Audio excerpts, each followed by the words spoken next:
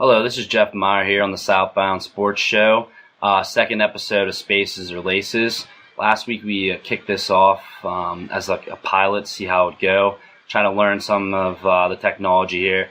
As Richie said on the Southbound Sports Show, I'm not really tech savvy. I was a chemistry major in college, so this is all kind of new to me. So I'm just trying things out. As you guys can see, I changed the background up a little bit this week, just try to add a few more elements to it. Just learning as I go here.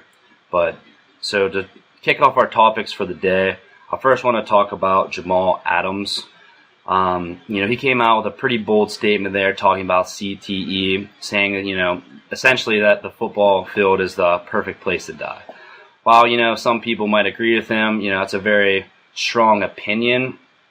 I don't know if many, college, NFL, high school players would agree with that, because the study came out last week that I believe if my stats here correct, it was 110 out of 111 players across the board, whether it was high school, college, or NFL, showed some sort of CTE, with damage to the brain. So for an NFL player, a rookie, to come out and, make a statement like that, it's going to make a lot of headlines. A lot of people love the game. I enjoyed the game, played for many years, but at the end of the day, being a responsible, intelligent individual, it's kind of hard to deny the facts that there's a lot of issues and problems with concussions in the NFL. I wrote a piece probably about a year ago now about concussions when we first started the website, Southbound Sports. It's a scary thing, especially when you become a parent. It's kind of hard these days to know what the right thing to do is, to let your kid, play football or not. I'd say, I wouldn't have any problem in the future if my kids play football. At the end of the day, like, there's a lot of, dangerous things out there in the world. A lot of situations or things that, they can get hurt, whether it's skateboarding, riding dirt bikes, quads, playing sports.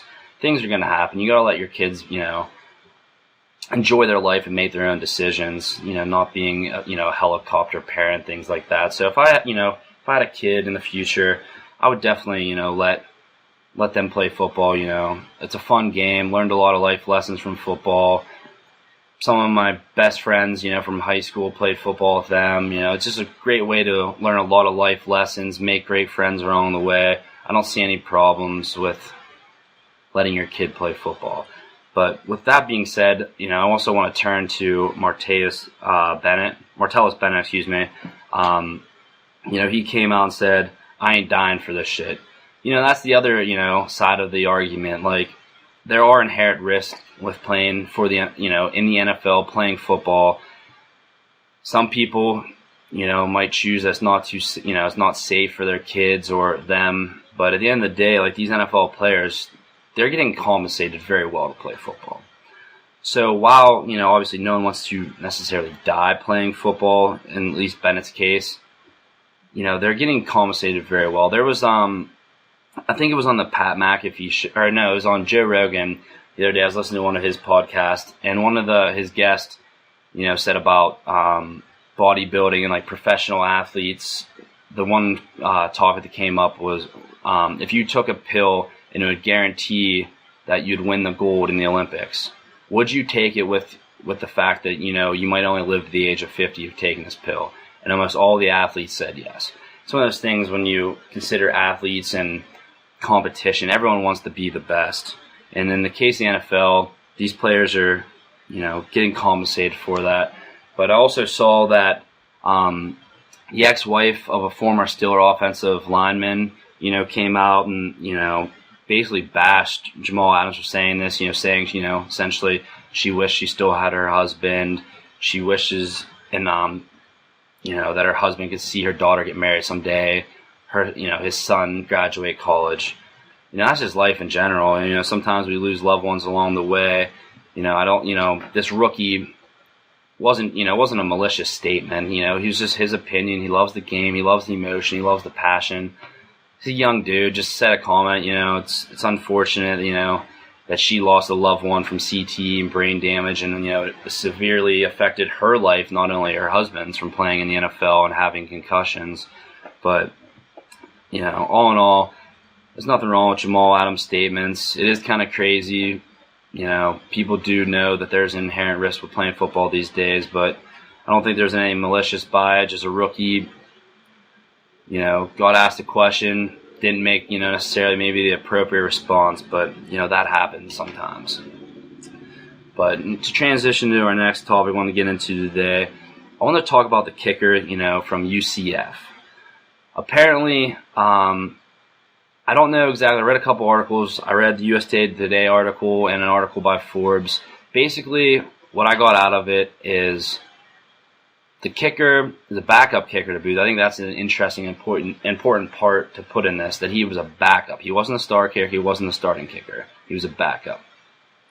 And I'm still a little shaky on, the exact details, whether he was deemed ineligible from the university or from the NCAA. What I took away from it was that he was deemed ineligible from the NCAA. I have a lot of problems with this. At the end of the day, all these athletes are considered student athletes. And I read in the article, I thought they made a pretty interesting point. While this, individual is a football player, he's making money off these YouTube videos where he's essentially doing trick kicks. I don't see anything wrong with that. At the end of the day, how much money he made, a couple $100, it's not really a significant amount of money. And for them to, influence like his personal life and what he can and cannot do outside, of the football locker room, the football field, it honestly just blows my mind. I don't know how you can do that as an organization, because I thought of like this analogy. If he goes out and works a part-time job, McDonald's or any, gas convenience store, they're not going to, not allow him, as long as, he comes to practice, plays football, gets decent enough grades, they're not going to have any problems with that. But the fact that he was making money through YouTube, doing a hobby, an activity of his that he enjoys, kicking, doing trick kicks and stuff like that. For the fact that there was like a football involved, he's making money off it, and they come in and influence that is, I think it's absurd. And that's one thing I want to get into too, is the NCAA talks about how these football players, basketball players, baseball players, that they're student athletes. I think that's one of the biggest jokes we have today. Because when you look at it and you boil things down, they're not really student athletes. Most of these kids are not, they're not students. They're using this opportunity, this scholarship, to try to go to the NFL, make it pro. Unfortunately, most of them don't make it. Some, though, do use it as an opportunity to get an education. But I know the other day I was listening to Pat McAfee, he made a great point. He's like, the quality of the education isn't there. Being a student athlete, you don't get the education that most students do. I know from my personal experience, when my freshman year when I played football, I was told I was only like supposed to take 12 credits a semester, that I was supposed to focus on football my freshman year. Well, at the end of the day, after my freshman year of college, I only took 24 credits. And if you know anything about college, went to college, it's not a whole lot of credits. The worst part is, I only took 2 classes that actually counted toward my major when I graduated. So, after a whole year, only a third of my credits actually mattered for my major that I was going to graduate with. Graduated as a chemistry major, it's science, pretty hard. But my freshman year, I only took, 2 classes that even counted towards my major. So it was my freshman year is kind of a wash, it was kind of a waste. And that was another thing, like when I was playing. They wanted me to, since I was a walk-on, they wanted me to be there 5 years. They wanted a red shirt my freshman year. Sorry, I can't talk today. But red shirt my freshman year and be there 5 years. I wasn't on scholarship. I was paying for it, Went to Pitt, pretty expensive school. At the end of the day, I was told by an academic football advisor to only take 24 credits to map out my college education over 5 years, spend more money, be a student athlete. But when you're a student athlete, we had to get up at 6 a.m. We had to be at the facility at 7. if you know anything about Pitt's campus, the facility's on the south side, so you either have to drive over there from Oakland or ride a shuttle bus. Neither are a great option, especially in the morning when traffic's starting. You're driving at 6:30 in the morning. It's the city. People are going to work, so you had to leave by like 6:15 just to make sure you guarantee you were there in the facility at 7, because at 7 sharp, that's when you're starting to watch films, at least in our case, and then after films you have practice. Next thing you know, practice is over. It's noon. You got to go back to campus. Sometimes you had 1 o'clock, 2 o'clock classes. Those 1 o'clock classes, you might be walking in 5 minutes late because you got to grab a bite to eat along the way. And it's very hard that people don't understand when you're, a college athlete, especially a walk-on who's not getting paid. It is extremely hard. And then I know this guy was on scholarship, so that's a whole different, debate. But at the end of the day, if you can't make a few extra bucks here or there, it's really hard. It doesn't make sense to me.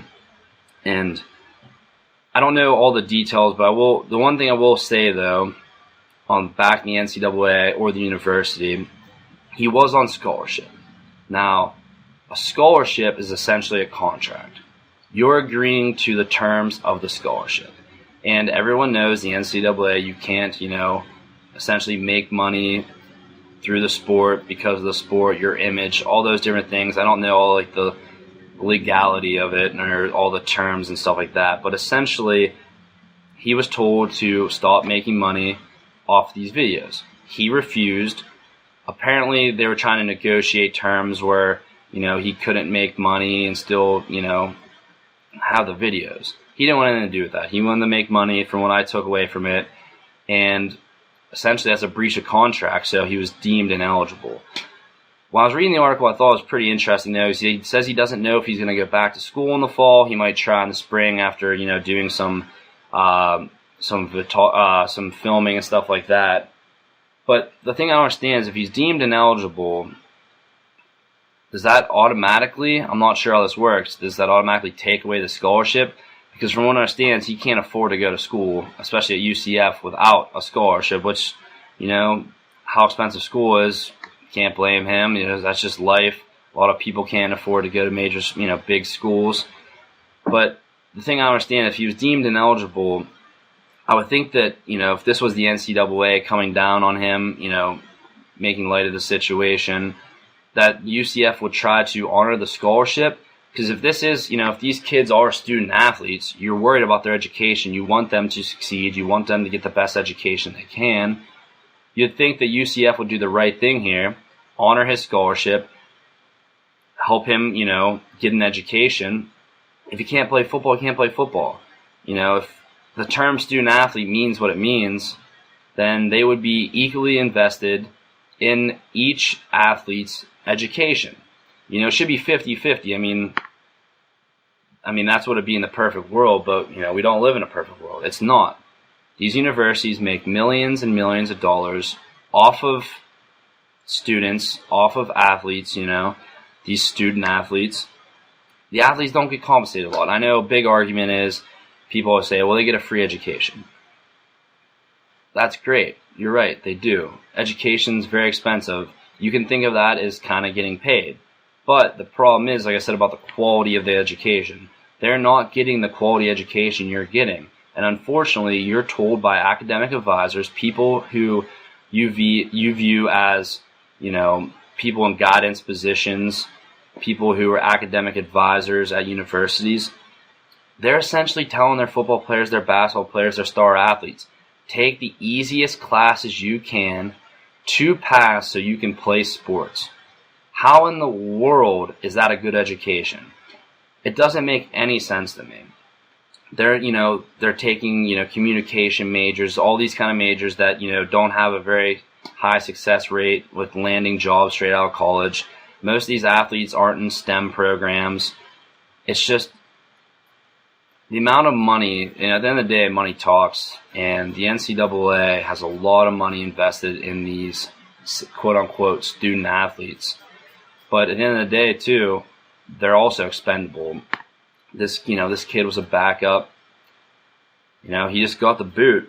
But, I don't know. There's something got to happen in the next, couple of years. I think we're getting to a boiling point with the NCAA.